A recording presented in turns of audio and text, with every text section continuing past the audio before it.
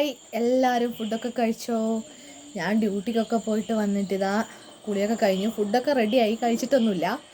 അപ്പം ഞാൻ വിചാരിച്ചു, എന്താ പറയുക, രാത്രിയാവും നമ്മൾ നമ്മുടേതായ ഒരു സ്പേസാണല്ലേ. ചിലരുടെ വീട്ടിലും എല്ലാവരും കൂടി ഒന്നിച്ചിരുന്ന് വർത്താനമൊക്കെ പറയും, ഫുഡ് കഴിക്കും അല്ലേ. ഇവിടെ ഇപ്പം എന്ന് വെച്ച് കഴിഞ്ഞാൽ പിള്ളേരുടേതായ കാര്യങ്ങൾ അവർ പഠിക്കലും അതും ഇതൊക്കെ ആയിട്ട് അപ്പുറത്തുണ്ട്. അപ്പോൾ കുറേ നേരം ഫോൺ നോക്കും, പിന്നെ എന്തെങ്കിലും എഡിറ്റ് ചെയ്യാൻ വീഡിയോസും കാര്യങ്ങളൊക്കെ ഉണ്ടെങ്കിൽ അങ്ങനെ എഡിറ്റ് ചെയ്യും, അതിനു വേണ്ടി കുറച്ച് സമയം മാറ്റി വെക്കും. അങ്ങനെയൊക്കെയാണ് എൻ്റെ കാര്യം എന്ന് പറയുന്നത്. രാവിലത്തെ കാര്യങ്ങൾ പിന്നെ ഏകദേശം കുറച്ച് പേർക്കൊക്കെ അറിയാം, ഓടിപ്പോകുമ്പോൾ എടുക്കുന്ന വീഡിയോസാണ് കൂടുതലും.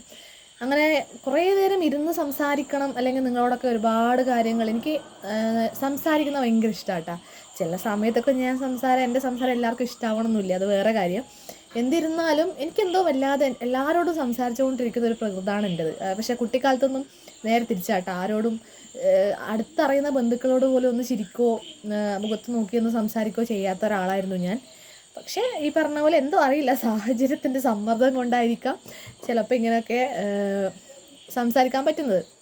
പിന്നെ വെച്ചാൽ എനിക്ക് ഏറ്റവും കൂടുതൽ ലൈഫിൽ എന്ന് പറയുന്നത്, നമ്മൾ ചിലപ്പോൾ ഓരോ ഘട്ടങ്ങളായിട്ട് ഒരുപാട് ഫ്രണ്ട്സ് നമ്മുടെ ജീവിതത്തിലേക്ക് വരും അല്ലേ. ഞാനിപ്പോൾ മുന്നേ വർക്ക് ചെയ്ത സ്ഥലത്താണെങ്കിലും ആ സമയത്ത് ഒരുപാട് ആൾക്കാർ കൂടെയുള്ള വർക്ക് ചെയ്യുന്ന ആൾക്കാരുണ്ട്. അപ്പോൾ എല്ലാവരുടെ മനസ്സിലും നമുക്കൊരു സ്ഥാനമൊന്നും ഉണ്ടായിന്ന് വരില്ല. കാരണം ചിലവർ അവരുടെ അന്നേരത്തെ ഒരു ആവശ്യം അല്ലെങ്കിൽ അന്നേരത്തെ എന്തെങ്കിലുമൊക്കെ അങ്ങനെ ആയിരിക്കും അവർ നമ്മളെ കാണുന്നത്. മറ്റു ചിലരെന്ന് വെച്ചാൽ എന്നും നമ്മൾ വേണം, അല്ലെങ്കിൽ നമ്മുടെ ഒരു ലൈഫിലൊരു ഭാഗമാണെന്ന് കരുതുന്ന ആൾക്കാരും ഉണ്ടാവും. അപ്പോൾ അങ്ങനെയൊക്കെയാണ്. പക്ഷെ എൻ്റെ ജീവിത സാഹചര്യം കൊണ്ട് പല സ്ഥലങ്ങളിൽ നിന്നും എനിക്കിങ്ങനെ എന്താ പറയുക മാറി മാറി പോകേണ്ടി വരുന്നു. ചിലവർ നമ്മളെ തന്നെ അങ്ങ് മാറ്റി നിർത്തേണ്ടിയും വന്നിട്ടുണ്ട്, അത് വേറൊരു കാര്യം. അതിലൊന്നും പരാതിയൊന്നുമില്ല, അത് പരാതിയായിട്ട് പറഞ്ഞതല്ല. നമ്മൾ വന്ന ആ വഴികളിലൂടെയുള്ള ആ ഒരു ചെറിയൊരു കാര്യം പറഞ്ഞത്. സന്തോഷം തരുന്ന കാര്യങ്ങളുണ്ടെങ്കിലും അതിലുപരി ചെറിയ ചെറിയ സങ്കടങ്ങളും നമുക്ക് ഉണ്ടായിട്ടുണ്ടാവും. അപ്പോൾ അങ്ങനെയൊക്കെയാണ് കാര്യങ്ങൾ. പിന്നെയെന്ന് വെച്ച് കഴിഞ്ഞാൽ ഇപ്പം ഞാൻ വർക്ക് ചെയ്യുന്ന സ്ഥലത്തൊരു ഷോപ്പിൻ്റെ അടുത്ത് ഒരു 5-6 ഷോപ്പ് നമ്മൾ ഒന്നിച്ചുള്ള സ്ഥലമാണ്, ഒരു ഏരിയ ആണ്. അവിടെയെന്ന് വെച്ച് കഴിഞ്ഞാൽ എല്ലാവരും അങ്ങോട്ടും ഇങ്ങോട്ടും എന്താ പറയുക, ഓരോ ദിവസം ഇപ്പം ഞാൻ ഒരു ദിവസം ഭയങ്കര മൈൻഡ് ഔട്ടായിട്ട് ഇരിക്കുന്ന സമയമായിരിക്കും, ഞാൻ ആ കടയുടെ ഉള്ളിൽ തന്നെ ഇരിക്കുന്നുണ്ടാവും. ആ സമയത്ത് പുറത്തുനിന്ന് വന്ന് വിളിക്കും, എന്ത് നീ ഇങ്ങനെ ഇരിക്കുന്നു, വാ. കാരണം ആ ഒരു വിളിയിൽ ചിലപ്പോൾ നമ്മളെല്ലാം പോയി മുമ്പേ എന്താ നമ്മൾ ആലോചിച്ചുകൊണ്ടിരുന്നതെന്ന് പോലും ഓർക്കാത്ത ഇതാണ്. കുറച്ച് നേരം അവരെ കൂടെ സംസാരിക്കുമ്പോഴത്തേക്ക് അതൊക്കെ മൈൻഡിൽ നിന്ന് പോയി ഹാപ്പിയായി.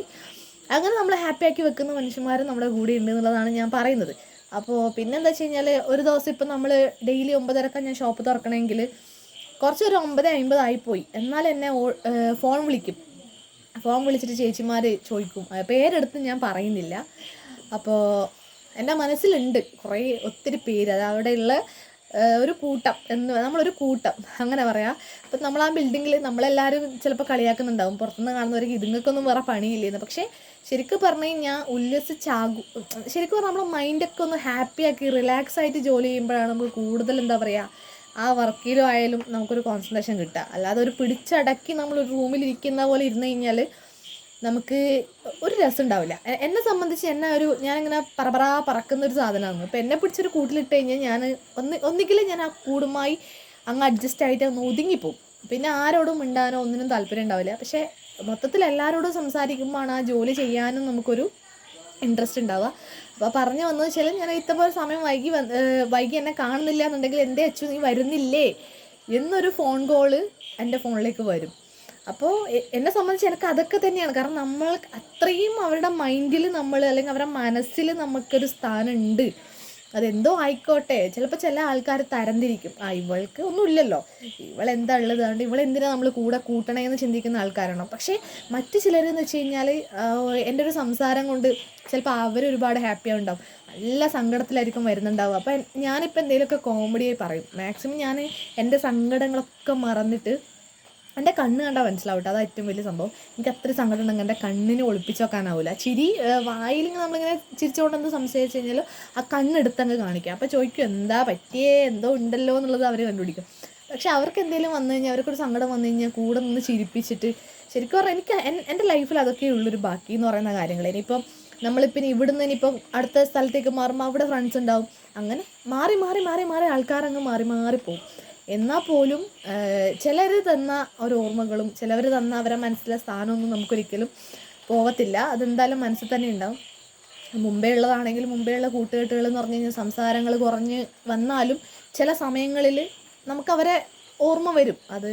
അതങ്ങനെയാണ്. ചിലപ്പോൾ ചിലത് നമുക്ക് പ്രകടിപ്പിച്ച് കാണിക്കാൻ പറ്റില്ല എങ്കിലും മനസ്സിലെന്നും ഉണ്ട്. അതൊരു ദേഷ്യമോ അങ്ങനത്തെ ഒന്നും അല്ല. അല്ലെങ്കിൽ നമ്മൾ വലിയ എന്തോ ആയി എന്നുള്ള ചിന്താഗതി എനിക്കിപ്പോഴും ഇല്ല, അല്ലെങ്കിൽ ഞാനൊന്നും ആയിട്ടില്ല എന്ന് എനിക്ക് തന്നെ അറിയാം. അപ്പോൾ അങ്ങനെയൊക്കെയാണ് ഞാൻ പറഞ്ഞു വന്നത്. ഈ രാത്രി ആകുമ്പോൾ ഉണ്ടാവും ഈ പിടിച്ച് കെട്ടിയ പോലെ വീട്ടിനകത്ത് ഇങ്ങനെ ഇരിക്കുമ്പോൾ എനിക്ക് ദേഷ്യം വരുന്നത്. കാരണം എനിക്കിങ്ങനെ സംസാരിച്ചുകൊണ്ടിരിക്കണം. ഈ ഫോണിൽ തന്നെ കുത്തിയിരുന്നിട്ട് നമ്മൾ എത്ര നേരം ഈ റീൽസും കണ്ട് തോണ്ടിക്കൊണ്ടിരിക്കും. ചിലപ്പോൾ ഞാൻ തന്നെ വിചാരിക്കും എൻ്റെ റീൽസൊക്കെ വരുമ്പോൾ എല്ലാവരും തട്ടിത്തെറിപ്പിച്ച് പോകുന്നുണ്ടാവും അല്ലേ, ഈ മടുത്തിട്ടുണ്ടാവും ഇതിൻ്റെയൊക്കെ വർത്താനെന്ന്. ശരിക്കും ഞാനും ചിലവരെ റീൽസ് കാണുമ്പോൾ പൊട്ടേ എന്ന് പറഞ്ഞോണ്ടല്ലേ എല്ലാവർക്കും നമ്മൾ ഇഷ്ടാവില്ലല്ലോ, അതുപോലെ തന്നെയാണ്. അപ്പോൾ ഇത്രയും ഞാൻ ഇന്ന് സംസാരിക്കാനുള്ള കാരണം എന്ന് വെച്ച് കഴിഞ്ഞാൽ, ഒറ്റപ്പെട്ട ഒരു അവസ്ഥയിൽ നമ്മളെ മൈൻഡൊക്കെ ഇങ്ങനെ ഔട്ടായി പോകുന്ന പോലെ ഒരു ഫീല്. അപ്പോൾ ഈ ക്യാമറ ഓൺ ആക്കിയിട്ട് ഞാൻ ഇത്രത്തോളം ബളബളാ സംസാരിച്ച ദിവസങ്ങളുണ്ടാവില്ല കേട്ടോ. ചില സമയത്തൊക്കെ നമ്മളിങ്ങനെ കിടന്ന് എന്തൊക്കെയോ ആലോചന പുറകിലേ നോക്ക് ഞാൻ ജനലടച്ചുകൊണ്ട് അവനെന്താക്കിയെന്ന് വെച്ചാൽ എത്തി നോക്കാം എന്താണെന്നില്ല. കാരണം ആ ഉള്ളിൽ ടി വി വെച്ച സൗണ്ട് കൊണ്ട് എനിക്കൊന്നും സംസാരിക്കാൻ പറ്റുന്നില്ല, ഒരു ഡബ് പോലും ചെയ്യാൻ പറ്റാത്ത അവസ്ഥയാണ്.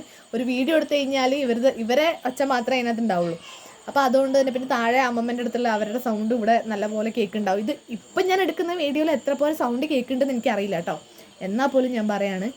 അപ്പോൾ എല്ലാ ദിവസവും ഇതുപോലെ കുറച്ചൊക്കെ സംസാരിച്ചിടുമ്പം നിങ്ങളുടേതായ കമൻറ്റുകൾ അതിലിടുക. അപ്പോൾ അത് വായിച്ചുകൊണ്ടിരിക്കുന്നതൊക്കെ സമയം പോവും, നമ്മളെ മൈൻഡൊന്ന് ഓക്കെ ആവും.